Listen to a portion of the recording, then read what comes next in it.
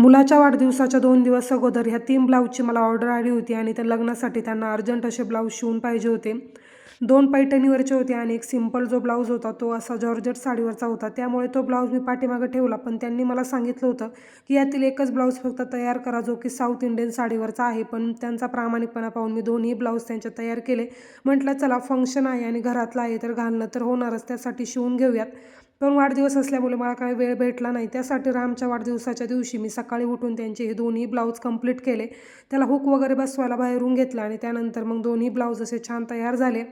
Blouse घ्यायला तर आल्या, पण त्यासोबत रामचा वाढदिवस आहे हे सुद्धा त्या काही विसरल्या नव्हत्या. सोबत येताना रामसाठी छान असे कॅडबरी त्या घेऊन आल्या होत्या आणि मला खूप छान वाटलं की कोणीतरी रामसाठी असं स्पेशल फील केलं त्या दिवशी. कॅडबरी आणि सोबत ब्लाऊजचं कामसुद्धा त्यांचं झालं. आणि रोज तुम्ही स्टिचिंग कटिंगच्या व्हिडिओची जी काय आतुरतेने वाट पाहता, लवकरच आपले जे व्हिडिओ आहेत ते कंटिन्यू येतील. फक्त थोडासा वेळ द्या.